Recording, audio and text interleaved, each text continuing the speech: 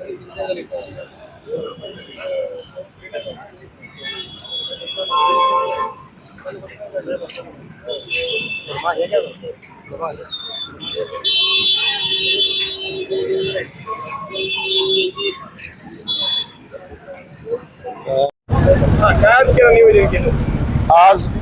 महाराष्ट्राचे नव्हे पूर्ण देशाचे लोकनेते अजितदादा पवार साहेबांचं आज जयंती निमित्तानं आज सर्वपक्षीय लोक आज इथं जमलेले आहेत, जयंती साजरी करण्यासाठी जमलेले आहेत।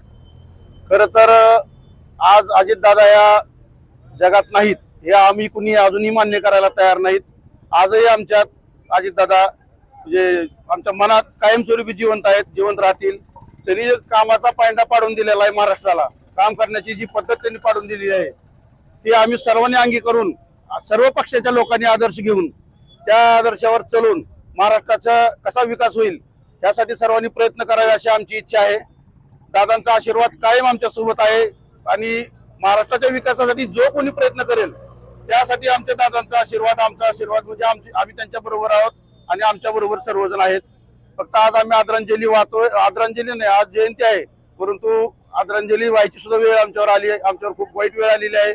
परंतु त्यातूनही आमच्या पक्षाच्या नेत्या सुनेत्राताई पवार यांनी सर्वांना सोबत घेऊन व महाराष्ट्राचं उपमुख्यमंत्री पद अगदी सक्सेसफुल पणे त्यांनी सांभाळलेलं आहे व महाराष्ट्राच्या विकासाला आता त्यांनी गती दिलेली आहे व आम्ही सर्वजण त्यांचे हात बळकट करण्यासाठी जनसामान्याचे कामं कशी होतील यासाठी प्रयत्नशील राहणार आहोत।